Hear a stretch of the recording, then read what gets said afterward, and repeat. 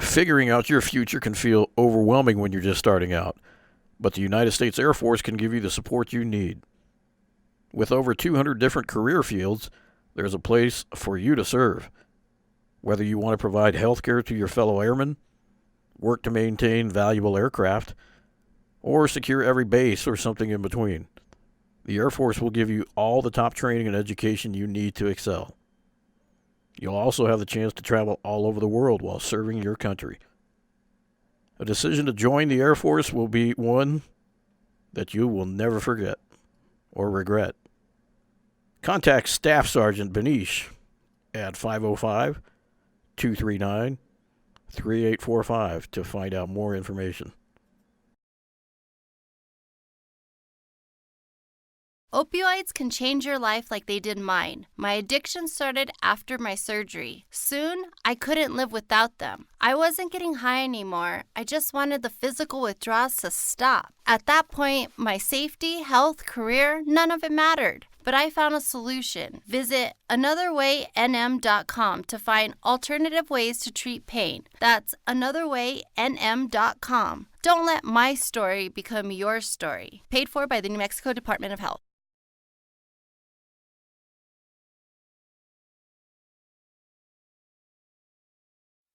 You're listening to JW Raw. We are live with Camchida.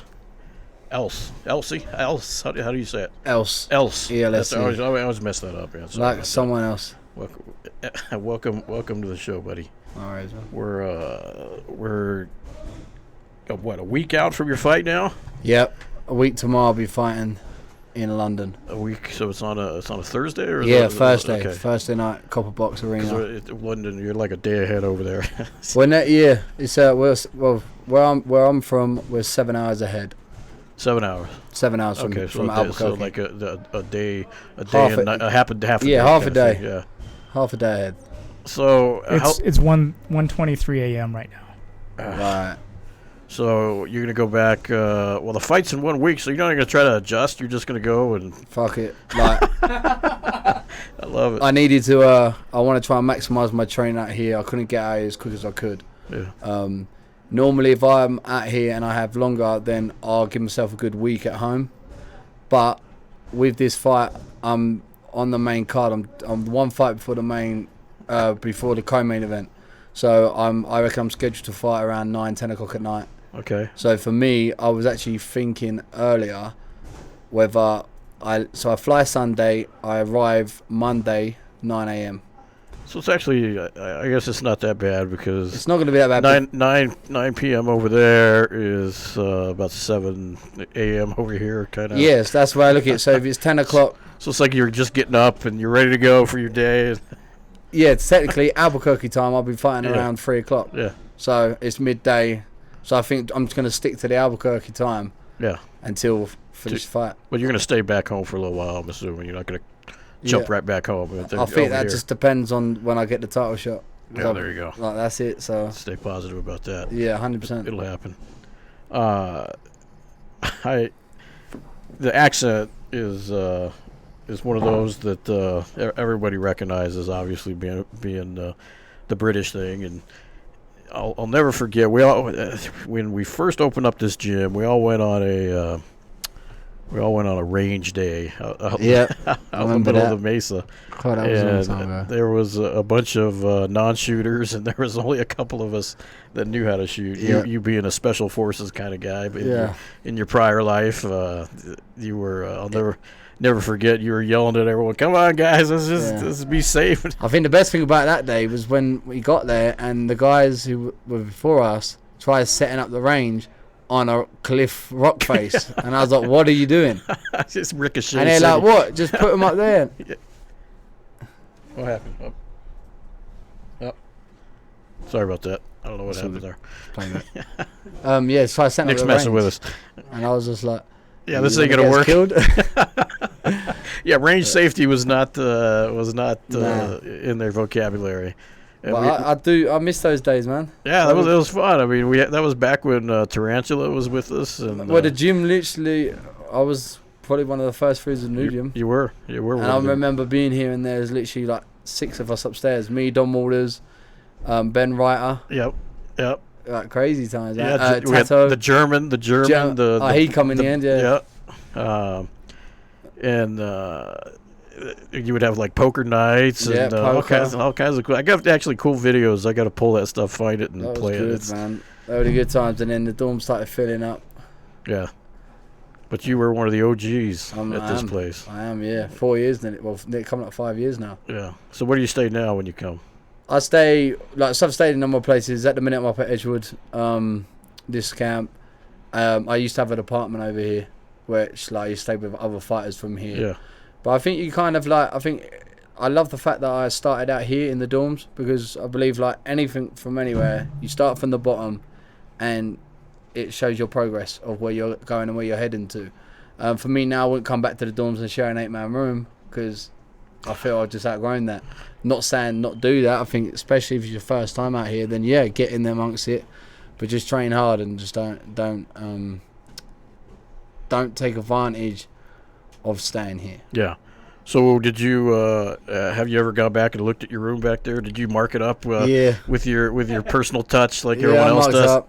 So it's really fun. Like, so always, like, my nan actually always said to me, no matter where you go in life, like wherever you go first, you're obviously going to be homesick and you feel a bit down and shitty, and it's always that first couple of days you want to come home the most. So for me at 16, I left home and went into the army.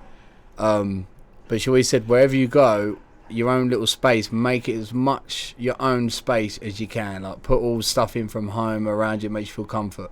So I've took that everywhere with me, and like when I got into that room, at first you look around and I remember I got here right at 12 o'clock at night, and there wasn't no one here. Yeah, nobody's working. And I was like, what's going on then? Are they just going to leave me out here?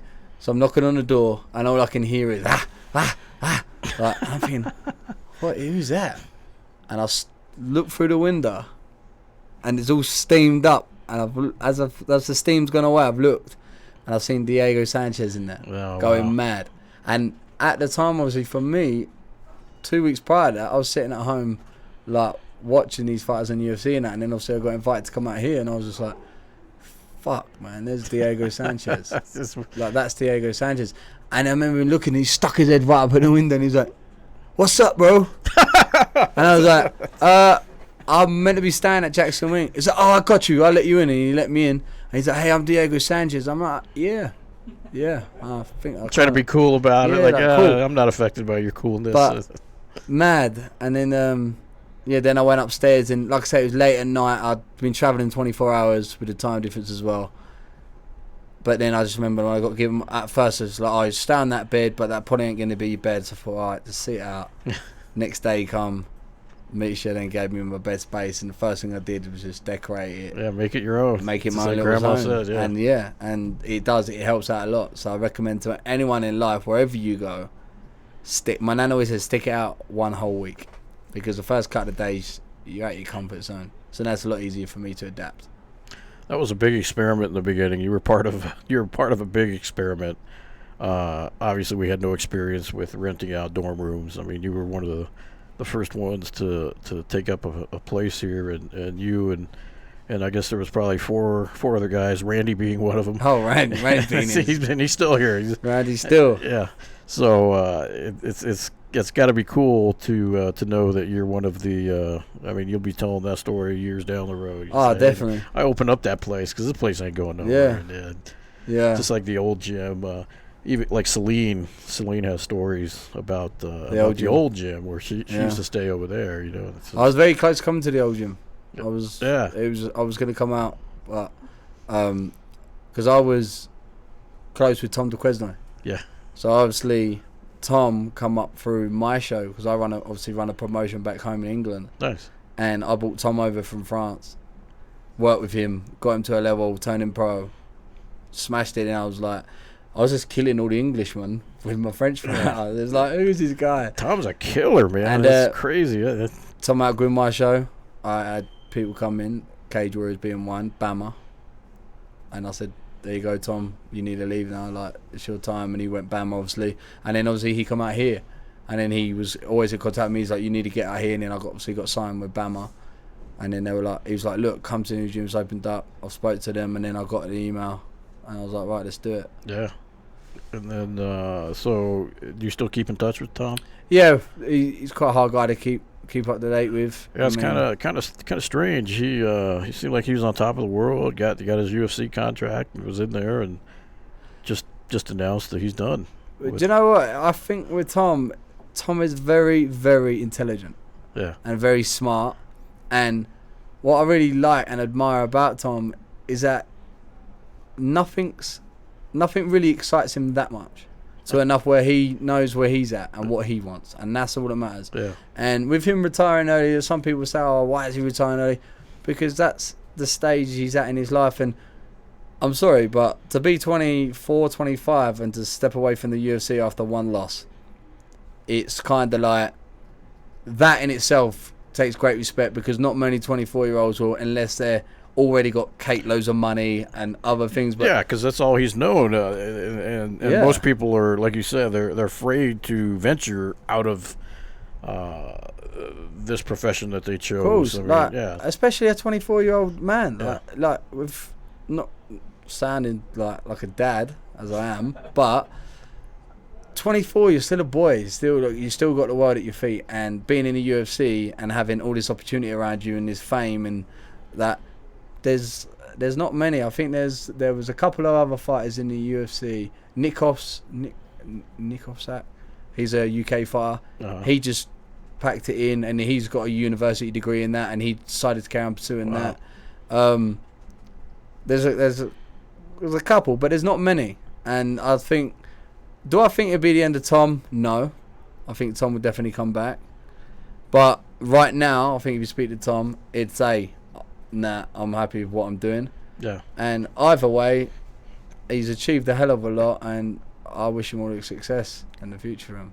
So Tom is one extreme, and then we have other extremes where we have guys like Leo. Have you met Leo yet? The Russian, the big tall Leo the Lion, they call him. What, here? Yeah. He I don't think I have. he had a very successful career as a petroleum engineer.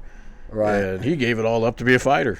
You know? Yeah. So he kind of did the backwards path. Usually you quit being a fighter to go get a real job or whatever, and then he kind of gave up his real job to become a fighter. So I mean, But I think also that the thing that people don't get, like the fans don't get, is seriously how hard we train. yeah, Like, I have people back home still go, "Oh, you're going to America, you're going on holiday." I'm like, listen, you come and do a camp with me. Like, I train 4 times a day minimum. yeah, Sometimes 5 if we've got pads or private sessions in there.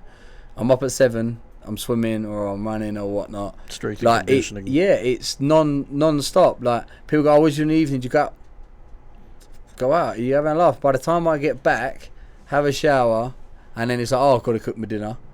It's like 8, 9 o'clock, and then like you get worried because you're like, "I need to get that rest in because tomorrow's even tougher," and it's the week starting to take its toll. So I think regards of people, like going back to Tom, like Tom said, like his fight wasn't there at the minute, and you can't be at UFC level and not give 100% to a training camp. You're gonna get seriously hurt, or your legacy's gonna get broke. And I think the difference is, like, I would always want to go into a fight knowing that if I lost, put my hands up, but I gave it everything. But I'd hate knowing that I gave half a fight camp, performance was weak, and now everyone remembers you that, because you're only as good as your last performance, they say.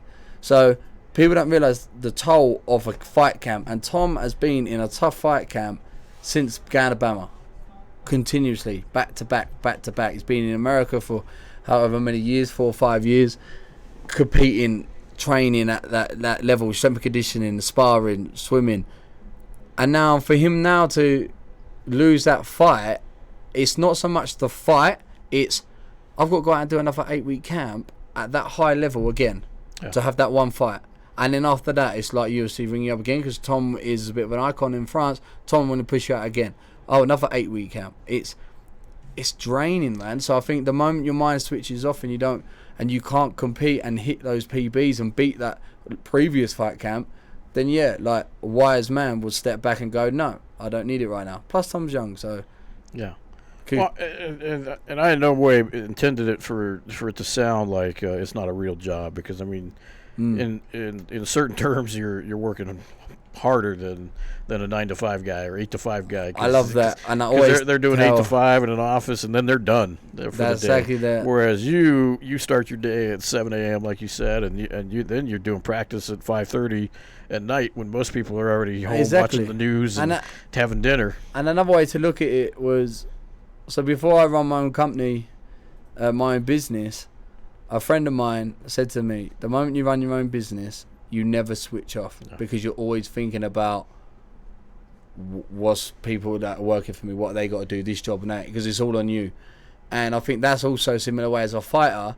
You are your own company, your own business. Like, I can't just, I feel tired, I'm not going to get out and work today, or it's next hour making. Like, you can't have those switch off moments. But when people work 9 till 5, especially when they work for someone else, soon they're looking at that clock. As soon as it clocks 5, boom, their mind is no longer on work. Switch it off. They're straight off, down the pub, whatever, drinking, seeing their friends, and it's easy. They can relax. But a sportsman, an athlete at our level, there's no switch off. You're thinking about your opponent. You're thinking about the show. You're thinking about the worst case scenarios, what's going to happen. The best case scenarios.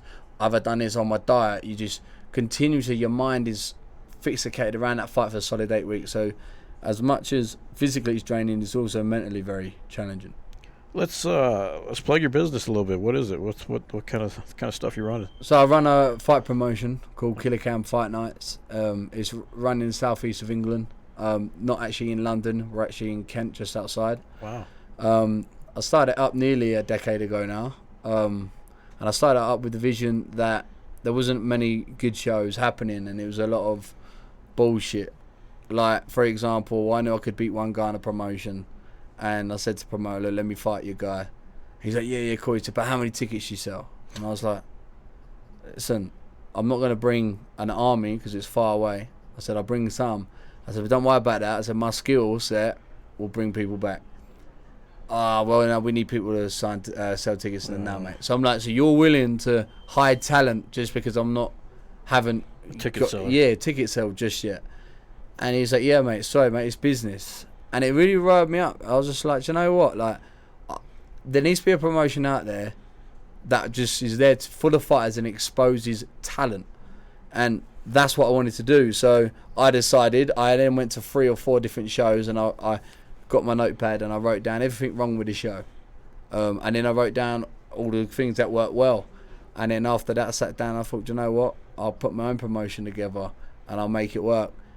At first, I smashed it. I've done like 4 or 5 shows straight off the back, making good profit, which is very hard to do in promoting. And more successfully, I started to gain the respect from fighters where I had them, I want to fight on his show. He knows what he's doing. So I made it about the fighters, because I was a fighter myself, so I knew, like, I wasn't bothered if you couldn't sell any tickets. But if you had a talent, if you were talent gifted, I'll give you an opportunity, because you got to work with each other. And yeah, I had a patch where it was a bank holiday weekend in England, and my show fell on it, and it was a disaster. It was my first show. I ended up losing around 15,000, and it put me in the red. So then the next couple of shows I was trying to claw back. So then I took a step back. You could have just quit, but no. Nah, that's not me. So I took a step back and I thought, right, this is a problem.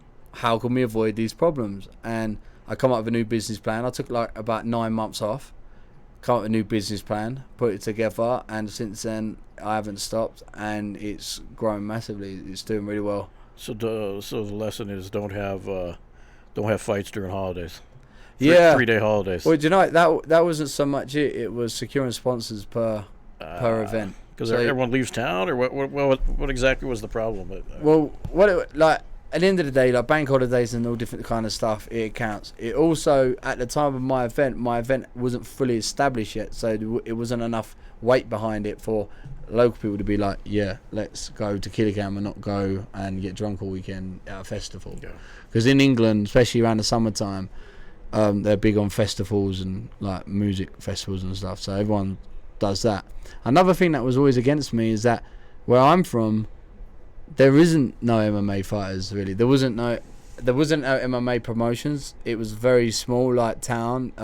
No one really knew about MMA cage fighting, so I pretty much brought MMA to fan it. Yeah, no, To a wide yeah. people. Thinking. If you think about it, how many from across the pond are there? I mean, you got what Till? I mean, or well, tell me. I mean, how many big names? I mean, now there's a bit more, but we're Leon talking 7 Edwards? years ago. Yeah, like Yeah. you got like big fighters now coming through, and it's a lot bigger now. But when I first started out, Brad Pickett, he was the only about one. it, huh? He was the only one. Yeah. Hathaway, John Hathaway. Yeah, so it was like in my town, people heard about it. Most people thought it was brutal and barbaric, so trying to get him through the door, that it was like hit and miss. But now it's like everybody knows that Killa Cam is a family-orientated event. It's great vibe. They get that, like there's celebrity faces down there. I know a few people in that type of world where I can bring it down and people are like, oh, get pictures and that, and it's just got bigger and bigger. So I believe I've seen out the rainy season, and now it would just carry on going. But is a matter of rewriting that business plan and sticking to it. So how does the government look at MMA over there? Well, at the minute there's no governing body. Okay, so So- it's kind of unsanctioned. Or, Yeah, it's unsanctioned. So this is kind of two things, right? So I'm making sure that my promotion is gonna be correct for when the governing body comes in, because it's gonna come in soon. Yeah. As soon as it comes in, half of the show's gone, and you're gonna have to follow a format like you would over here. I can't wait for that day to come, but I'm not also rushing it to come, Well, because the longer it isn't here, the more mistakes I can correct before it comes in. And that's what I'm thinking. You know, you're being there from the start, and you're going to be already on top of the rules. So when it does get sanctioned, they're going to say, well, who are the guys that are actually Doing a good doing it job. wrong, and who are the guys doing it right? And you're one of the guys that they're going to look at Yeah. and say he's doing it right. So let's I think my sponsor this guy or one of promote my it. one of my biggest problems at the minute, reason why I haven't gone through to the next door, where, say for example, Cage Warriors, they're doing great things. I know that my plan and my model for how I want my promotion to go, it'll be bigger than Cage Warriors. It will challenge any organisation in Europe within the next 3 years. Like, it will challenge, and then it will go towards world status. Like, and people will sit there and go, oh, I don't know, like, you got all these big promotions. My promotion turns over green paper every show, and the problem I've had people in the past go, I want to invest in it, I'll buy shares, and I'm like, listen, you could offer me £100,000 right now and come in on my company, but I don't want that. I want work. I need someone to come in and take this workload off me. Like, I matchmake, and I think that's one of my specialities, and that's something that you can't teach. Like, you have to be good, you got an eye for talent or not. And I've proven that through Tom DeQuesnoy, Darren Stewart, Mike Shipman. Like, I've had great champions, Jack Grant, like, come through. Like, you don't hold one of my titles unless you're at that level. So I know I've got an eye for talent. I work a lot within Europe and the French fighters. I've got a lot of French fighters that I'm looking to bring under me personally. But yeah, so matchmaking, that's something that you need a good matchmaker, because anybody can put a promotion on, but in order to get the guy that comes through the door who knows nobody to leave with knowing somebody, that's your job. That's accomplished, mission accomplished, right?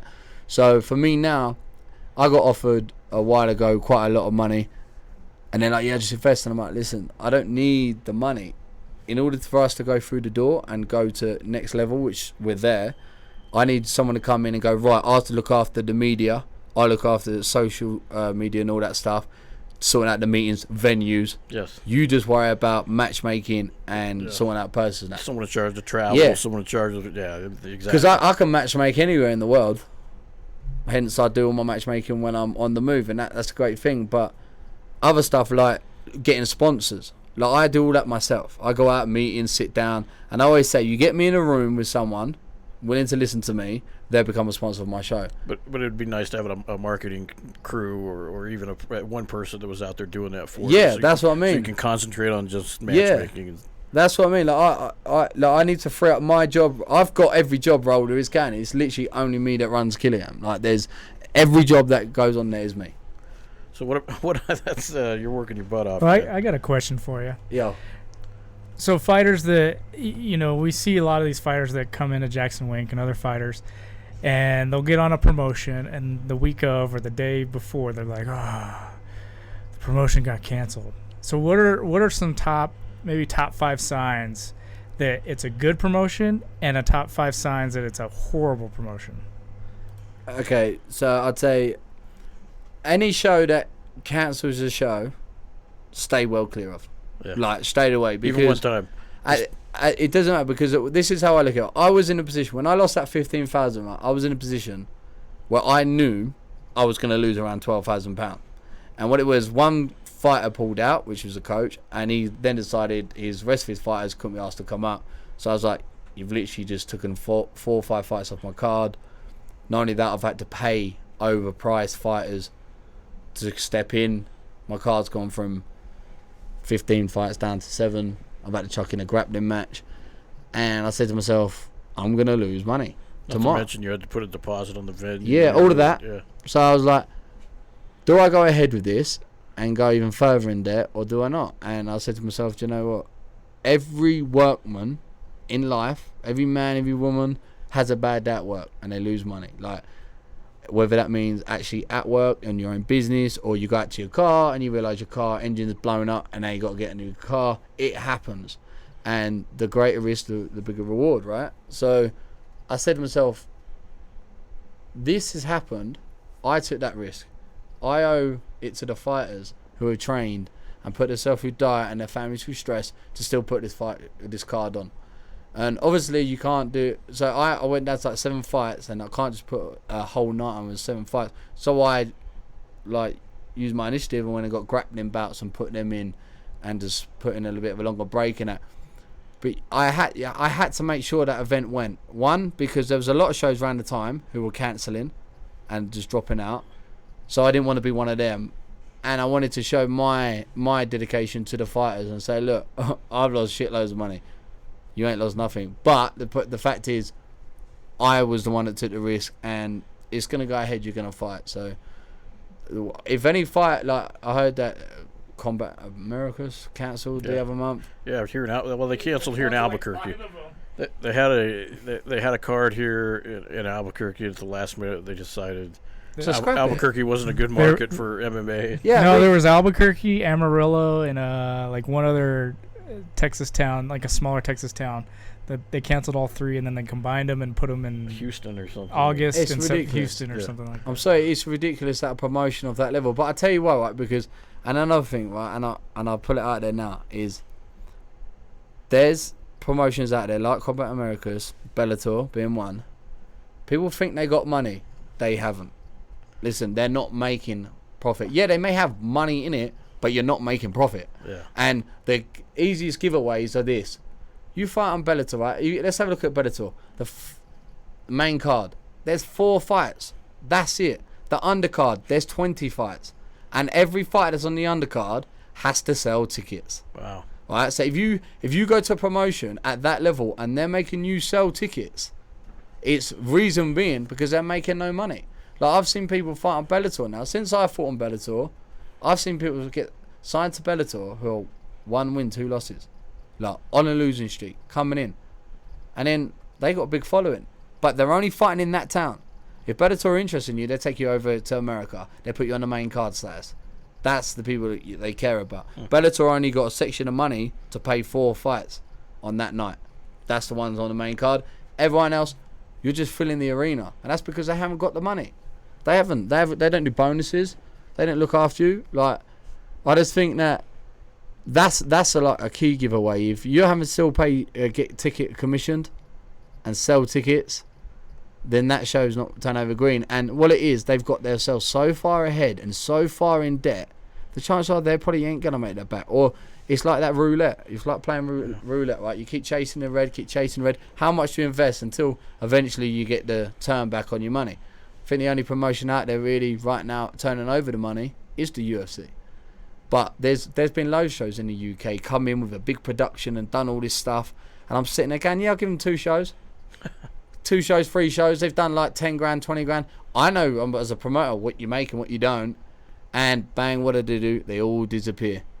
And that's the problem, and that's the difference between my show and I believe other shows, is that I've cracked it. I know the formula on how to turn over green. Even if someone come and offered me £1 million into my company now, I would only use the money to make sure I turn over green. So I wouldn't take £1 million and go, right, I'm now going to go out and buy this, that for this show, and spend now on my show, say 60 grand, and then go, right, but the profit's only 20 grand. So I'm 40 grand in debt. Put it back in the company. Yeah, like what people do, they get this lump of money and they think, right, let's just spend all this on media, let's all do all this. Yeah. You just spent 40 grand, 50 grand on a show, you ain't going to turn it over in profit. So that's where if there's any investors out there who want to seriously talk about something, then yeah, come and talk to me, and I don't matter what money you bring to my table, I will give you green paper at the end of each event. There you go. That's it. So who do you think is the UFC's biggest threat right now? Then is it one, or I mean, you didn't mention Bellator. You basically said no, but one has got to be. Well, I think one, because of the market. Like, Asia's massive, huge, yeah. And they're like, let's be honest, Middle East probably the biggest in martial arts, right? Yeah. One audience, and they're doing things good. They're doing it correct. Like, they've got tons of money, obviously. And the way their production is, like, another thing that I feel like the UFC lacks is the night. Like, the people that pay the most money for the tickets, they need the best atmosphere, the best vibe. Do something creative in that venue. Don't worry about the people that are buying it online. They're paying online price. They're gonna be there no matter what. They're sitting at home. That's their atmosphere. But you need to worry about the people inside the venue, and it's all about creating that atmosphere and keeping that atmosphere going throughout the whole night, where people don't look at the clock. Yeah. And it's always better to have people leave when it finishes wanting more than being there too long and being like, oh my God, this is drain. Do you know what I mean? That's another thing a lot of promotions do. If you're coming to a promotion and there's 25 fights on there, I tell you, that's a bad show. Like, that's too many fights. Yeah, it's too much. That's just a promoter wanting money. I think, yeah, just cram it in. Like, it's draining. No one wants to sit there for 8 hours watching fighting. Like, well, especially if you're trying to show it in the American market, they're very picky about that. Like, the East Coast won't even stay up for shows that are on the West Coast. And the thing with the English, we love to drink. We love a beer. They're gonna pass out before the show ever happens. Yeah, the perfect night for us English boys and women is get there for 6 o'clock, let it be done by 10:30, because then everyone wants to get to the after party and get wasted. Like, that's it, and that's a good night. That's a good life. But if you're going on till 11, 12 o'clock, they're looking for.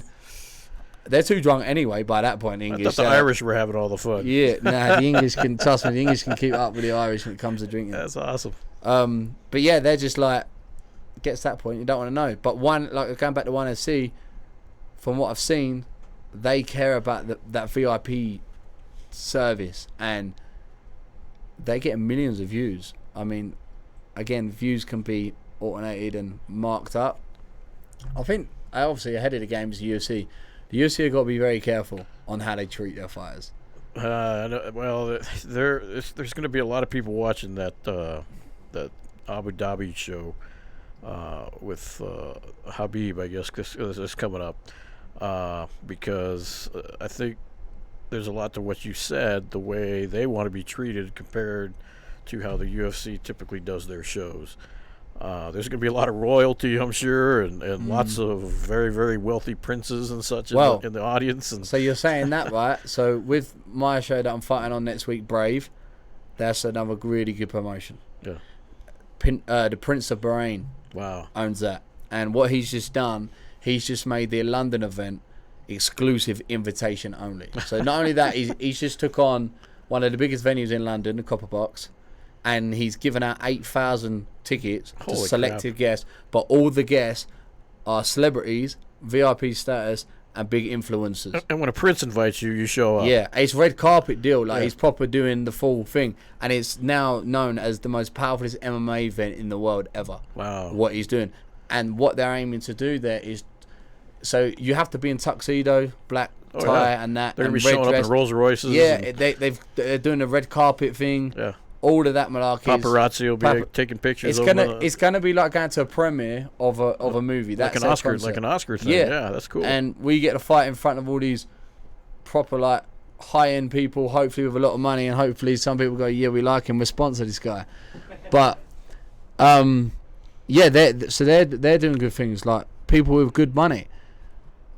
Going back to on how I see the future of promotions, I honestly believe, obviously I'm not going to say it on here, but I believe that my format in years to come would be every fighter's dream to fight for.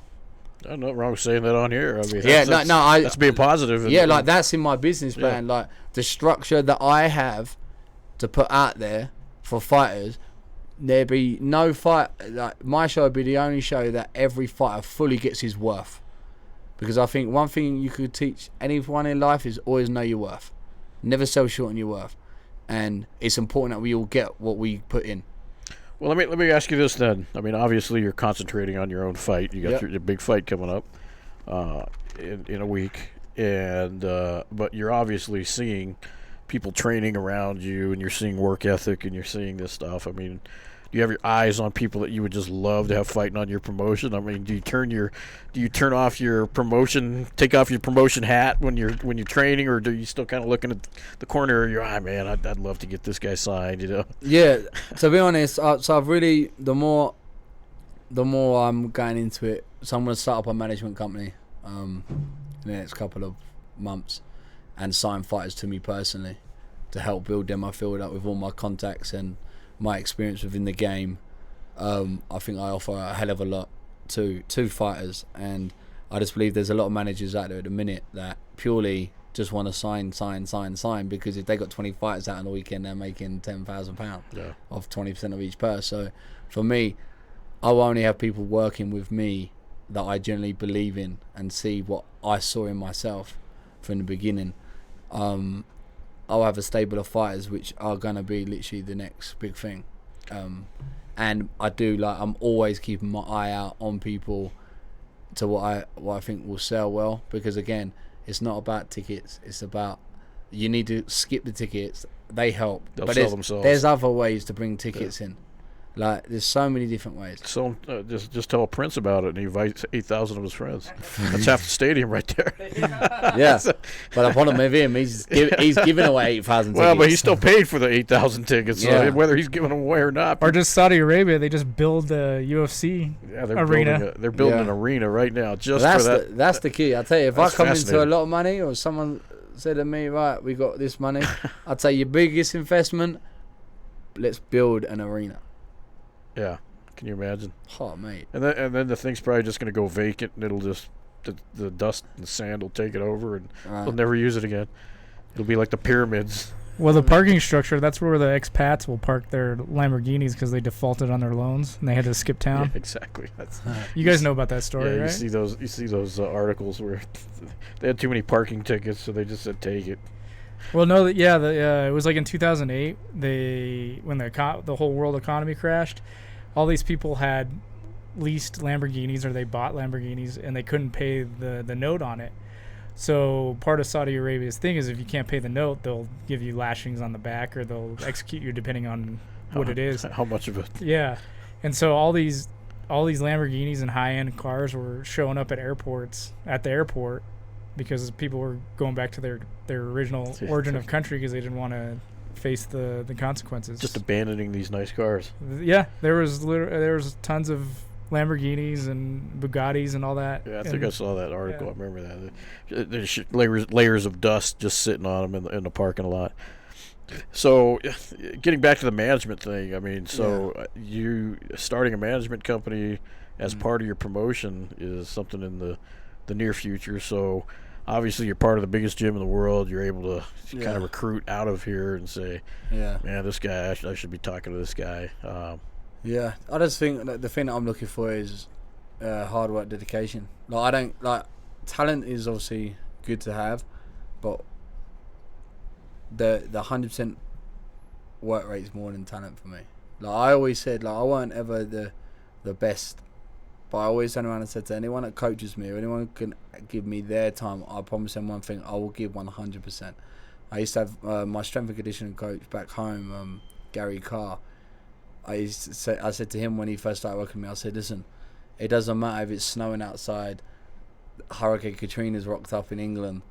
If you told me to be on the track at 2 p.m. and you can't get hold of me, know you'll find me on the track. I'll be there.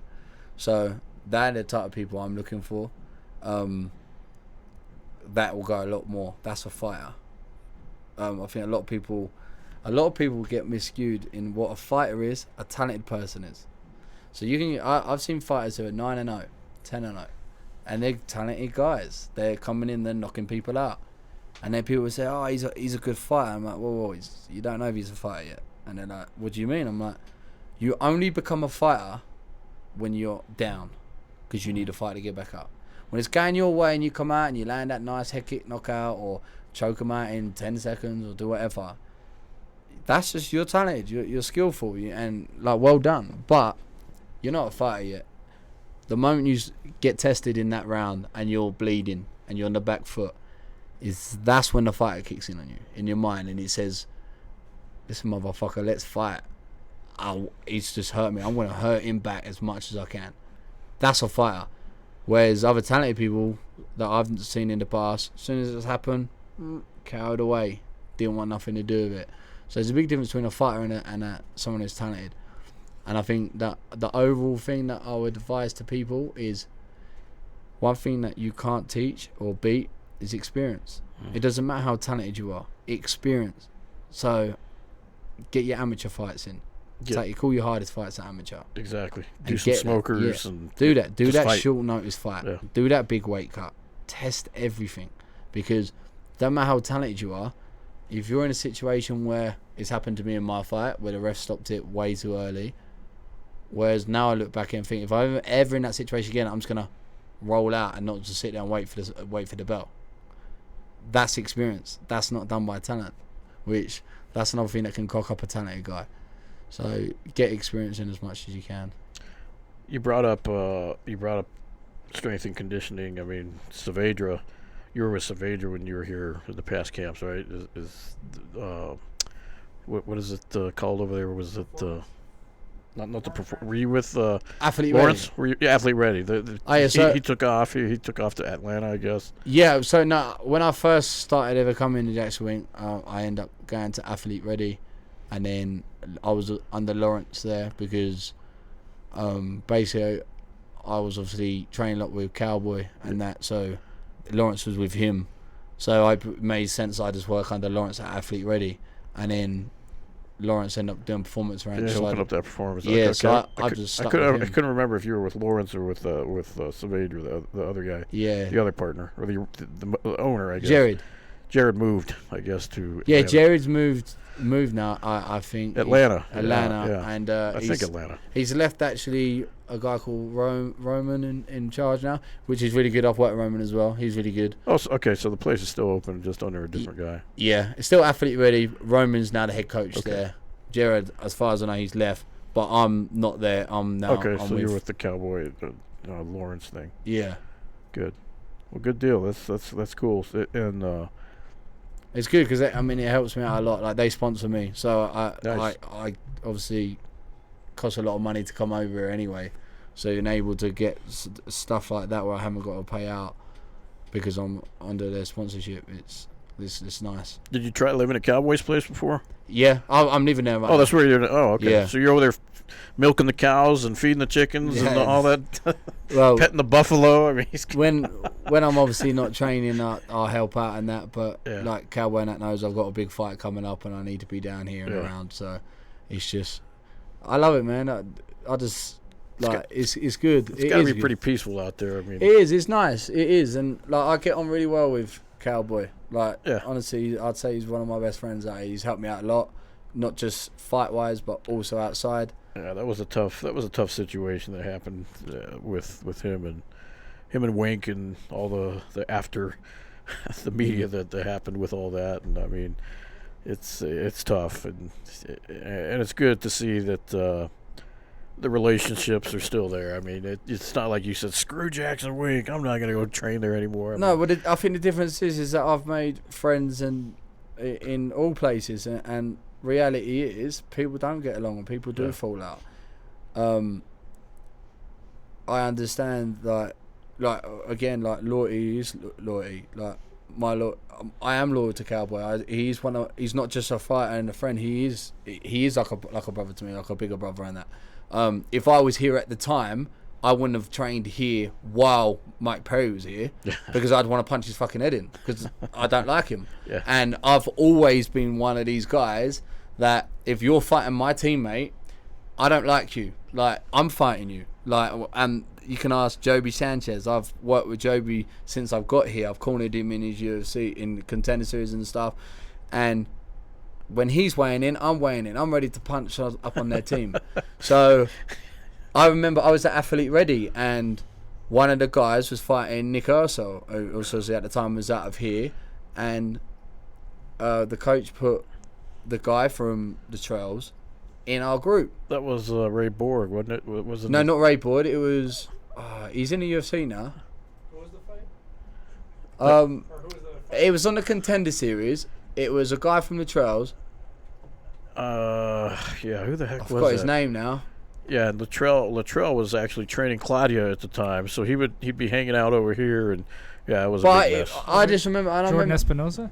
Yeah, that's Jordan. him. So obviously, like don't know the kid personally, but the way I looked at it when I walked up to Athlete Ready and I see him there, and then you want me to train with him when he's training to try and take away an opportunity from my friend Nick, I was like, fuck that, fuck him. I wanted to fight him in that gym right there, because that's me. Yeah, that's how you were. Like, That's good. So I'm like, and I said to Jared, like, I remember they put up a post, and I was like, that little bitch won't fight me, like because he wouldn't.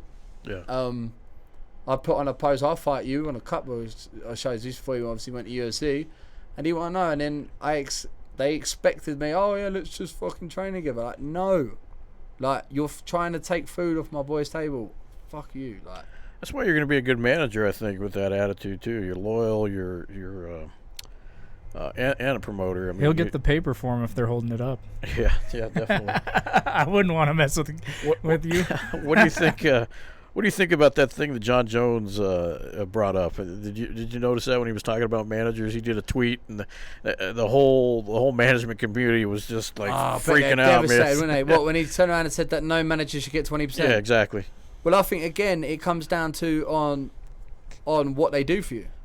Yeah, and I think a lot of things get taken out of context. You know, he'll say so much in a tweet, and you can interpret that a million different ways. But I mean, if you sit down and talk to him, The easiest way to look at it is John earns 2 million, say 3 million a fight, whatever. 20% of 3 million is way too much to be given a manager. well, and he's not. Yeah, he's definitely not paying 20%. I Right, know he does. like, He does a but- fixed rate kind of thing. Yeah. But that's what everyone's thinking, right? Yeah. So now I know it gets to that level, it is fixed rate. But then the guys that are starting out, 20%, that seems like the average price. It's a hard one, like, because another thing is people don't realise is we do pay out so much. Like, let's have a quick add up now, right? So say you fight in the UFC 5 and 5, you earn 10,000 max, right? 20% to your manager, leaves you what, 8,000? 10% to your gym, 7. Tax 40%. Yeah. Plus all your Then so many fees. your gym fees, training camp. Yeah. So I know training camp costs me nearly $5,000. Yeah. Between strength and conditioning and And just then being like there. this is what people forget about with me is that I come out here, The flight alone's $1,000 each Yeah. way. yeah. So I do all the training, but while I'm living out here, I've got 2 beautiful kids at home and the missus and that, which I've still got to pay the rent on that house, pay the food and do all that Yeah. stuff. So technically, when I get up and leave, I've got to do both things. So when you think of getting paid £10,000 and giving 20% to your manager, you're a bit like, Yeah. like you gotta have that talk. Well, he got a lot of people talking about it, and we actually talked about it on the plane, and he was talking about how with a brand new fighter that has never been in the UFC, that's probably that's probably a good rate because he's doing everything for you at that point. He's doing all your social media. He's out there trying to find you sponsors. If he is. Now, if he isn't worth 20%. And I think that's all he was getting at. I mean, these guys that already have sponsors and they're already established at a gym. They're already getting. They've already got this stuff in place. Why are they giving that manager 20%? What's he doing for that 20%? I think the biggest expertise in a manager, like a manager's got to bring to you, is negotiation. I know guys, right? I know some managers that have negotiated this contract in the UFC, and basically what it is they're signed for 4 fights, but if they win 2 fights in a row, their money doubles.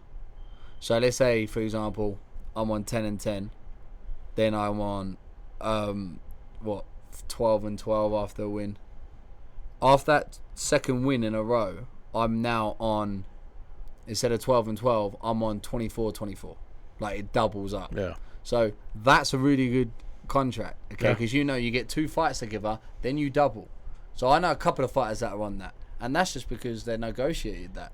Now, other managers, maybe I've just given everyone a tip out there when you're negotiating with the UFC, try and chuck that one at them, say, listen, if my boy wins 2 fights in a row, then you double his thing. Because then what you're doing there, you're technically giving the UFC saying, look, my boy will win 2 fights. That's the gamble. If you don't, then don't. Keep him on that. Yeah, keep him on your rate. I'll show you how good my boy is. He wins 2 in a row. You double up, and he wins another 2. Double him up again. Then that way you quickly get into the hundreds. But other managers won't know that, and they just, oh yeah, quick, let's just get him in the UFC because I've got a UFC fighter underneath me. Yeah. Great. Just take it what you can get. Yeah, and that's the problem. There's too many managers out there at the minute that just literally will do whatever they can just to get into the UFC. But I'm like this: you need to strengthen your foundations. So don't rush your fighter to the UFC. If you want him to stay, and you want to enjoy your investment, then make sure he's ready. Yeah. There's too many people. You don't want them to get their first fight in there and just get destroyed and get hurt and ruined and yeah, because then you're doing both of you disservice. Yeah. Especially you see this in the Contender Series. Like you'll see some of these fighters that get in and they're very one-dimensional. Yep. And then they face the guy that obviously is going to get the contract that night because he'll knock him out or submit him. And you wonder what that manager did to put them in that position. Like, are they rushing to get the paycheck? Oh, 100%. What you got to think is the average purse, $1,000, 1,500, and then Contender Series rings you up and say, look, we need a fighter, step in, we'll give you 10 grand, 5 on 5. That manager straight away thinks of him. Then he thinks, well, I'll present it to the fighter and I'll say, listen, you win, you're in the UFC. How many guys on the Contender Series have one? And then they go, nah, not ready. Maybe another fight, yeah, nice one. Yeah, 10 grand was nice, but yeah, like, was it worth that risk? Well, when you're fighting for $500 or nothing, that 10 grand is so appealing. I mean, like 100%, 100% raise. You know, so yeah, it is. And it is great. And I used to purely have in my mind just getting the UFC. I need to get in the UFC to accomplish my goals and this. And now my advice to anyone is forget about it. Like, the way I look at it, I've seen some of the most atrocious fighters get signed to the UFC over the last year and a half. Guys that have even come to here and ain't come back, and I've wiped the floor with them, and they ain't come back, and then they get signed to the UFC because they're trying to get into different markets and that. So I sit there and I think to myself, why? I know I'm at that level. I know I can perform. I know I'm good on camera. I know I'll be. You got the personality. Yeah, I've got the personality, charismatic, and I believe, and I've got a good fan base. Why not? I'm a war vet. I've done all that stuff. In a way, I've represented the U.S. Army as much as my own army. So why? There's enough there to market me. Why haven't I? And I used to sit back and I used to beat myself up over it, and I used to think, this is bollocks. But I think kind of a bit of Cowboy's personality rubbed off of me, that I'll fight anyone, any time, and place. Let's just do it. Because I can't stand anyone standing opposite me saying, I'll fight ya, and me go, oh, it's not the right fight for me. Bollocks. You want to fight, we're fighting. But again, strategically, other people have done it and they've got their way. But now, honestly, I'd love to fight in the UFC. There's no shadow of doubt. And I believe that 100%. Once I get there, I'll be cashing in big checks. All my wins come via first round knockouts or submissions. So I know I'm a money maker. But now it's about earning enough from it to be able to live and support my family, give to them in order for me to live this life. So I won't carry on fighting for $1,500 because it ain't gonna support my lifestyle. And again, I'm not gonna be one of those guys that goes and fights on these shows with half a camp. I do it properly. I spend $5,000 on a camp, and I guarantee I put the best. Yeah, you want to make your money back at least. Yeah. But I want to I need to now make my money back. So Double it. that's it. So for me now, if the UFC come knocking, as soon as I know, if I go in that Contender Series, without a shadow of doubt, it'd be the most vicious, brutal. It'd be like watching Diego Brandao in the Tough House. There you go. That's what it'd be like. So are you your own manager, or do you have a manager? Now I have a manager. Oh, okay. Yeah. So it got, again, like I just had too much going on. I was doing my promotion, trying to get fights, coming out here, trying to get sponsorship. So then I signed with Elite Management, Chris Fig, and he's been patient with me. I've had a few ups and downs. I had a bit of a end to a shit year last year. So the ball's rolling now. I got offered the Contender Series last year. Got told I was going to go on that, but I couldn't get the visa and all that sorted. And it was basically sucks. too short time. That was through Cowboy. He put the word in for me. That's a good guy to have in your corner.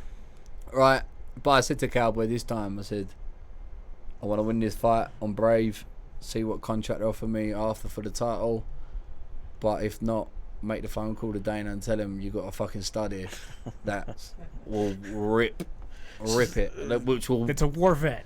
Yeah. Did you watch the Contender last night? I didn't watch it, but I watched our boys. So we had two guys. Yeah, two guys, two contracts. We had two contracts. I love it.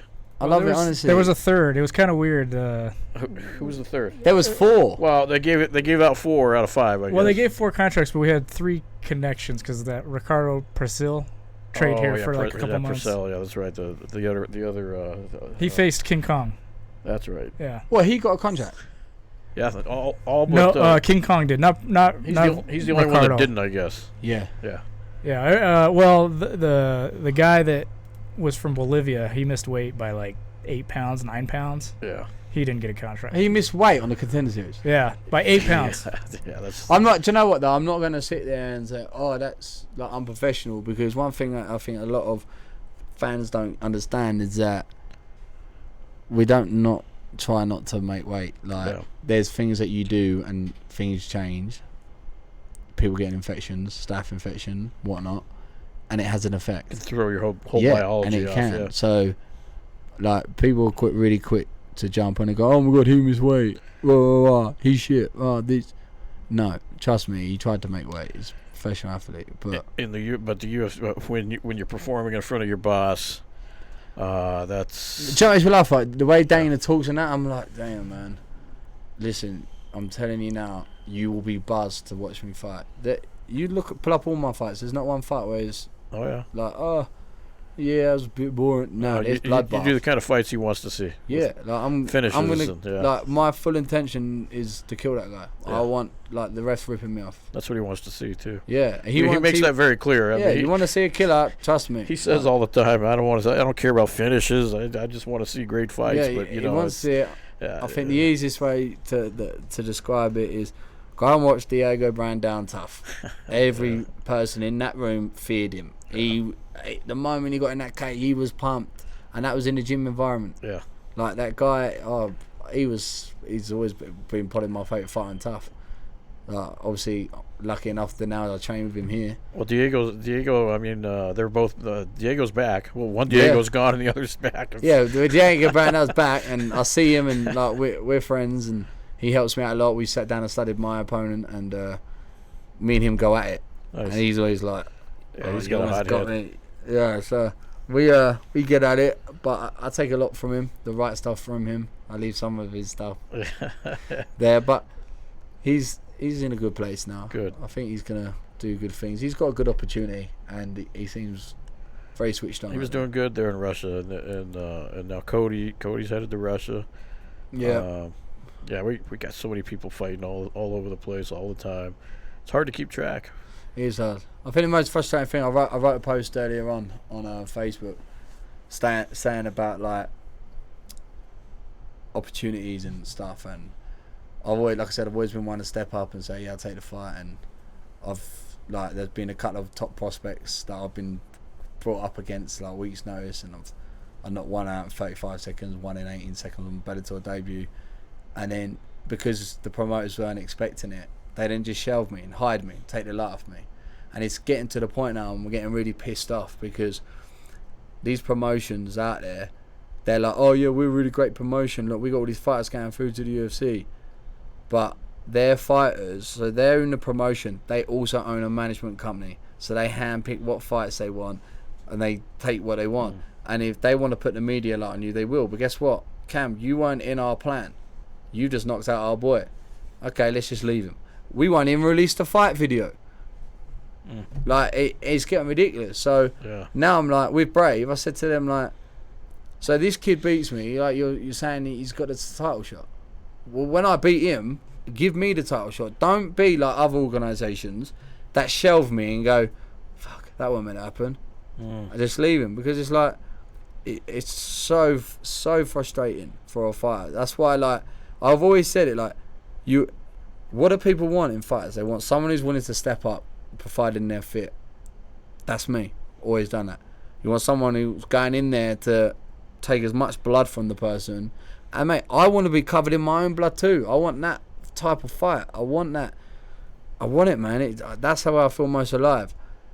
That's me. You want a guy at short notice? I've done it. Any opportunity come, I've took it, and I've done all of that. Everything I just listed there, I've come in, bang, I've knocked people out who apparently shouldn't have been knocked out. Said I was going to do it, done it, but then, because it was that promotion, they didn't want me to do it. They didn't shelve me, and like Bellator kept me shelved for a year.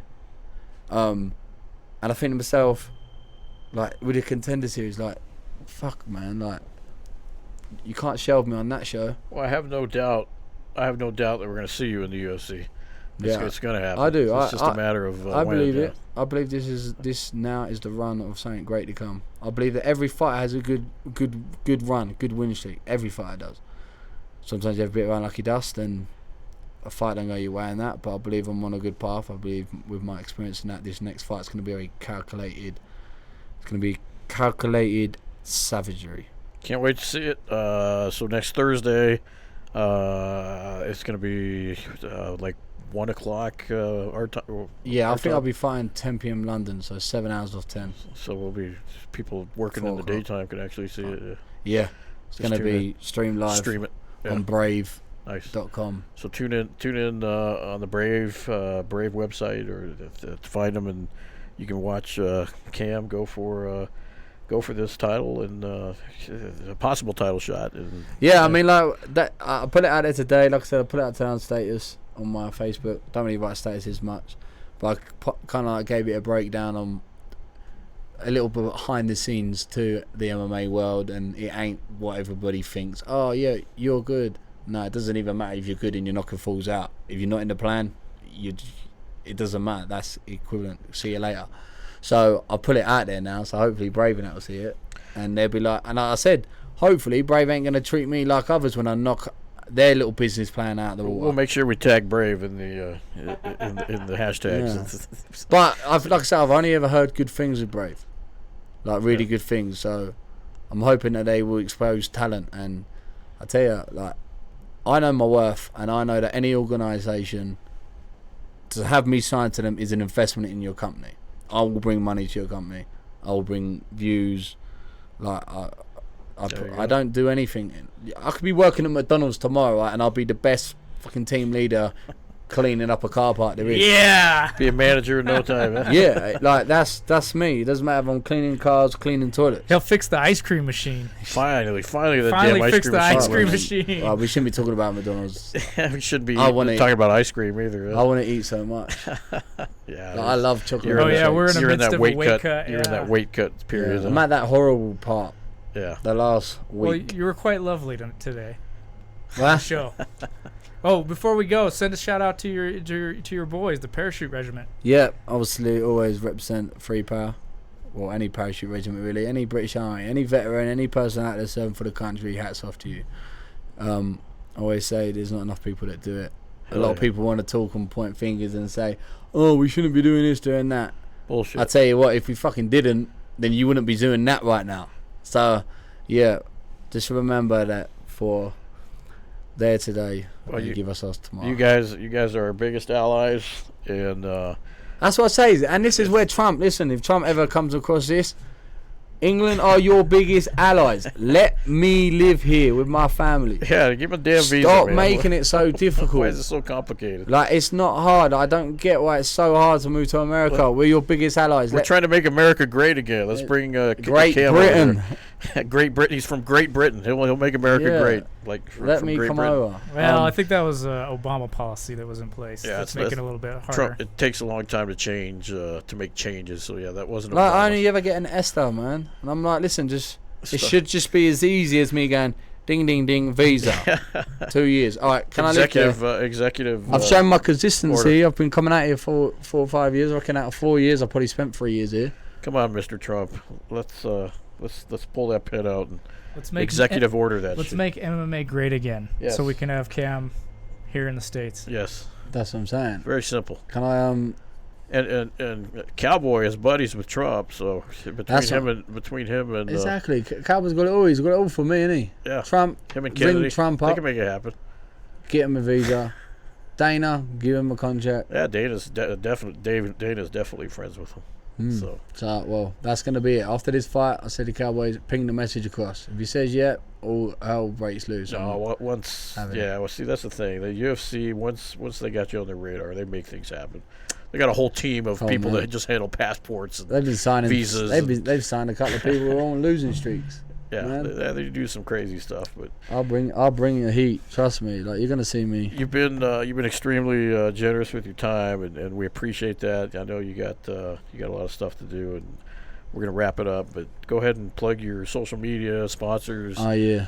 Okay. Let me. That stuff, so we can make sure we get you paid. And Okay. So my social media, Camchida, MMA, CAMCHIDA MMA. I'm the only Camchida in the world. there's not a whole lot of Okay. Camchidas. I promise you this.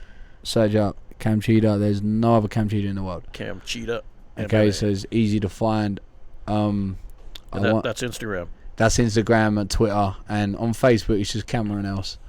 My sponsors, I'm so shit at this. I'll help you. Right, Grant King. Yeah, there you go. Grant King from British Fitness in London.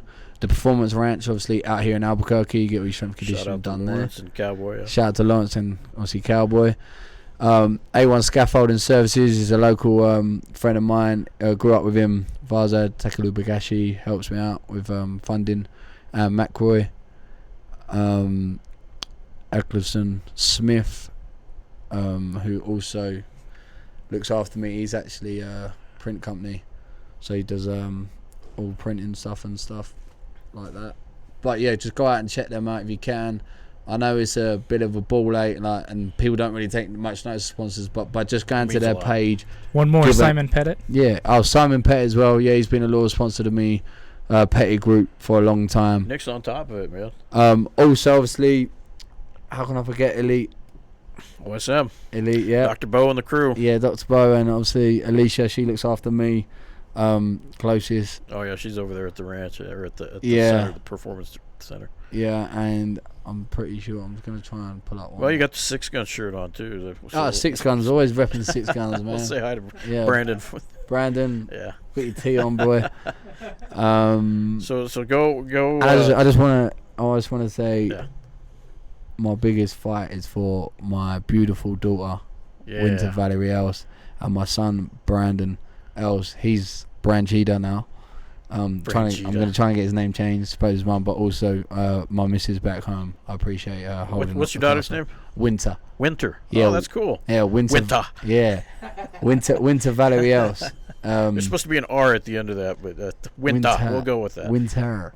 So Winter Valerie is actually my name. Hey Cam, before we leave, can a British guy do a Texas accent? I don't know about that, but I can do an American accent. All right, we'll settle for that. So I don't know, man. We just tried to hear you say winter, and it was Winter. Hey Bobby. That's America. South Park, or what is it? I don't know. I just find Americans completely over the top. Like, you get well excited about very little. Like, we had a friend, Bobby. Remember Bobby Nash? Oh, yeah. So Bobby Nash's girlfriend was here. I think she was from Cali or something. But whenever like we used to go out for dinner, I thought you were talking about King of the Hill, Bobby. I didn't know what you were getting at there. Okay. yeah, we'd go out for dinner, me, Joby, and that, and like his girl would come meet him, and she'd be like, "Hey, Bobby," she'd be like, "Hey, Cam, how you doing, Cam? Good old Bobby. Cam, how's London?" I'm like, what? But I yeah, haven't seen Bobby in a while. He's Yeah. I don't know where he works at the movie theater down the street. right. Yeah.